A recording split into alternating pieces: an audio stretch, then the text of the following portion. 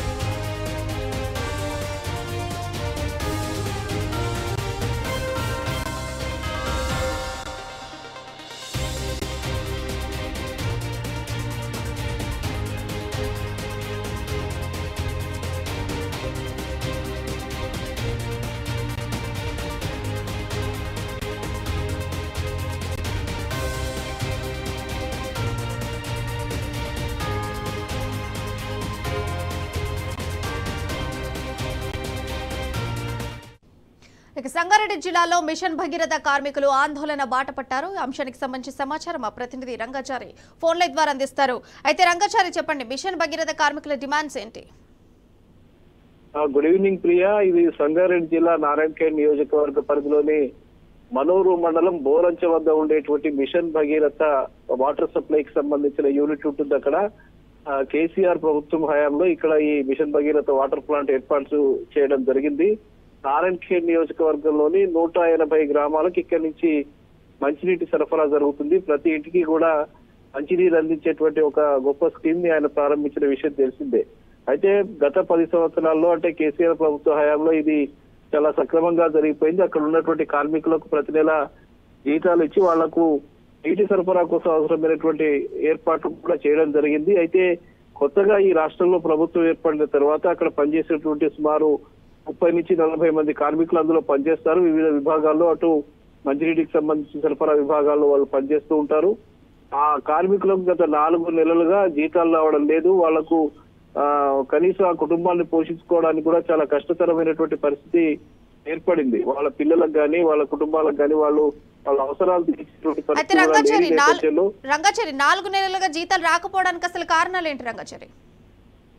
రాష్ట్ర ప్రభుత్వం నుంచి బిల్లులు సక్రమంగా పంపడం లేదని చెప్పి వీళ్ళు వెళ్లి అధికారులను అడిగితే వాళ్ళు మాకు ఇంకా మీకు జీతాలకు సంబంధించిన నిధులు రాలేదు, బడ్జెట్ రాకపోవడం వల్ల మేము జీతాలు ఇవ్వలేకపోతున్నామని చెప్పి మిషన్ భగీరథకు సంబంధించిన ఉన్నతాధికారులు వీళ్ళకి చెప్తున్నారట. వాళ్ళు గత 4 నెలలుగా ప్రతి నెల ఫస్ట్ ప్రాంతాల్లో వెళ్లి అడగడము, వాళ్ళు ఇంకా రేపు వస్తాయి మాపు వస్తాయి అని చెప్పి వాళ్ళు ఏదో దాటవేసే ధోరణితో వ్యవహరించడము ఈ క్రమంగా జరుగుతూనే ఉంది. కానీ ఇప్పటి వరకు కూడా 4 నెలల నుంచి వాళ్ళకి జీతాలు రావడం లేదు, బడ్జెట్ కూడా శాంక్షన్ కాలేదు, వాళ్ళకి ఇవ్వాల్సిన జీతాలు ఇవ్వలేదు.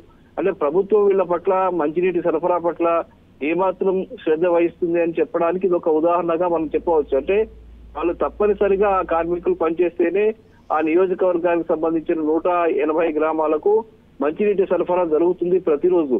అయితే వీళ్ళు తప్పనిసరిగా పనిచేయాల్సిన పరిస్థితి ఉంటుంది.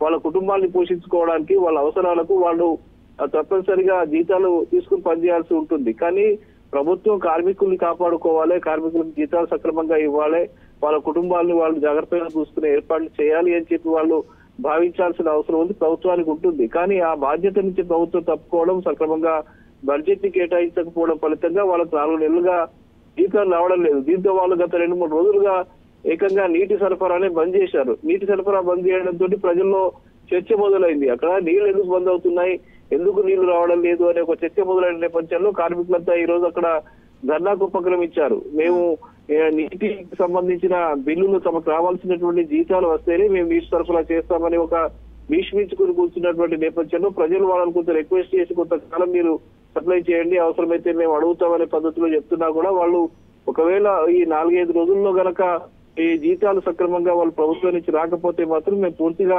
ఇక్కడ నుంచి నీటి సప్లై ఆఫ్ చేస్తాం, మేము ఇక్కడ ధర్నా చేస్తాం, సమ్మె చేపడతాం, నిరవధికంగా సమ్మె చేపడతామని హెచ్చరించేటువంటి పరిస్థితి ఏర్పడింది. ఎందుకంటే ఇప్పుడు రాబోతున్న రోజులన్నీ కూడా పండుగ రోజులు. గతంలో పండుగ రోజులు వస్తున్నాయి, దసరా వస్తుంది, దీపావళి పండుగ వస్తుంది, బతుకమ్మ పండుగ వస్తుంది. ఈ పండుగలకు కార్మికులకు అవసరమైనటువంటి చాలా అవసరాలు ఉంటాయి. మార్కెట్ కు వెళ్ళి చాలా వాళ్ళకి కావాల్సిన వస్తువులు కొనుక్కోవడము, బట్టలు కొనుక్కోవడము, ఇంకా రకరకాల అవసరాలు ఉంటాయి. కాబట్టి వాళ్ళకు అసలు 4 నెలలుగా కనీసం మేము తినడానికి తిండి కూడా సక్రమంగా లేదు, కుటుంబాన్ని పోషించుకునే పరిస్థితి లేదు, జీతాలు సక్రమంగా ఇవ్వకపోతే మేము ఎట్లా పనిచేస్తామని చెప్పి రైతులంతా ప్రశ్నిస్తున్నారు. వాళ్ళ కార్మికులంతా ప్రశ్నిస్తున్న పరిస్థితి అక్కడ కనిపిస్తూ ఉన్నది. ఈ నేపథ్యంలోనే వాళ్ళు ప్రభుత్వానికి ఒక హెచ్చరిక చేయాలి, తద్వారా తమ జీతాలు సాధించాలనే ఒక లక్ష్యంతో ఆ కార్మికులంతా కూడా ధర్నాకు దిగారు, సమ్మెకు దిగినటువంటి పరిస్థితి ఉంది. ఈ వచ్చే 2-3 రోజుల్లో కనుక ఎట్టి పరిస్థితుల్లో తమకు జీతాలు చెల్లించకపోతే మాత్రం పూర్తి స్థాయిలో నిరవధిక సమ్మెను ప్రారంభిస్తాము, ఈ నీటి సప్లైని పూర్తిగా ఆపివేస్తామని చెప్పారు. ఒకవేళ అదే కనుక జరిగితే ఈ 180 గ్రామాల ప్రజలు పెద్ద ఎత్తున నీటి సమస్యతో ఆందోళన చెందాల్సిన పరిస్థితి ఏర్పడుతుంది. ఆ ప్రమాదం మాత్రం పొంచి ఉంది. Rangachari, thank you. మొత్తంగా చూసుకుంటే సంగారెడ్డి జిల్లాలో మిషన్ భగీరథ కార్మికులు ఆందోళన బాట పట్టారు, ధర్నా నిర్వహించారు. లింక్ వెల్ పంప్ హౌస్ ని ఆపేసి కార్మికులందరూ కూడా నిరసన వ్యక్తం చేశారు. మరో 4-5 రోజుల్లో మాకు జీతాలన్నీ పడకపోతే ఈ పంపును ఆపేస్తామని చెప్పేసి కూడా అక్కడ కార్మికులందరూ కూడా చెప్పడం జరిగింది. మాకు కనీసం గత 9 సంవత్సరాలుగా వర్క్ చేస్తున్నాం మిషన్ భగీరథలో. నా పేరు బీరప్ప, బోంచ WTలో పనిచేస్తున్నాను. నేను గత 9 సంవత్సరాలు వర్క్ చేస్తూ ఉన్నాం. గత 4 నెలల నుంచి మాకు ఈ పొద్దు రేపు అనుకుంటే అసలు శాలరీ ఇవ్వడం లేదు. ఇప్పుడు రాబోయే పెద్ద పండుగ దసరా పండుగ, అలాంటిది ఇప్పుడు ఎవరి దగ్గర రూపాయి లేకుండా అడిగితే రేపు బిల్లులు రాలేవు, అవి రాలేవు అని చెప్పేసి మాకు ముందుకు దుబ్బడం జరుగుతుంది. కానీ అమౌంట్ వేస్తలేదు, నీళ్ళు రాకొస్తలేవు అని అనుకుంటారు, కానీ ఎందుకోసం రావట్లేదు ఆలోచిస్తలేరు. ఎందువల్ల అంటే మేము నీళ్ళు ఆపుతున్నాం, కనీసం మాకు బోగొట్టమని అడుగుతున్నాం. మా జీతాల గురించి ఎందుకు తప్ప పడుతున్నాం అంటే మీరు నీళ్ళు ఆపుతున్నాం, కానీ మాకు అన్నం కోసం మేము కష్టపడతాం. మేము ఏదో దౌర్జన్యం చేస్తలేము, ఏదో ఫ్రీ అడుగుతాం కదా.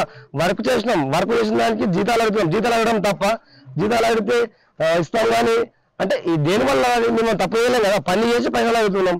కాబట్టి మన నారాయణఖేడ్ కాన్సల్ ప్రజలు కూడా అర్థం చేసుకొని, ఎట్లాగో వర్షాకాలం ఉంది కాబట్టి బావిలో బోర్లలో నీళ్ళు వస్తాయి వాడుకోవాలి, మా జీతాలు పడాలి. మీరు కూడా ప్రజలు కూడా సహకరించాలి, ప్రజలు కూడా చెప్పాలి సార్ వాళ్ళకు. మరి వాళ్ళకు కూడా కడుపు ఉంది కదా, వాళ్ళకు కూడా కావాలి కదా పైసలు, వాళ్ళకు కూడా చాలా ఇవ్వాలి కదా. మాకు ఇచ్చేదే 11,000, ఆ 11,000కి 5 నెలలు ఆపితే మా చిన్న సంస్థలు ఎట్లా వస్తాయి? ఇప్పుడున్న పొజిషన్ లో నిత్యావసరాలు చాలా పెరిగిపోయినాయి. ఇప్పటికైనా కానీ మా అధికారులు, పై అధికారులు అందరూ ఒక నిర్ణయానికి వచ్చి మాకు వెంటనే 4 నెలల జీతాలు ఇప్పించగలని ఇప్పిస్తాం. మేము యథావిధిగా మేము విధిలో చేరి ఎటువంటి లోడ్ కాకుండా పండుగ వస్తుంది కాబట్టి ప్రతి ఒక్కరు వాటర్ అవసరం ఉంటుంది కాబట్టి మీరు యథావిధిగా మా నిధులు మేము నిర్వహిస్తాం.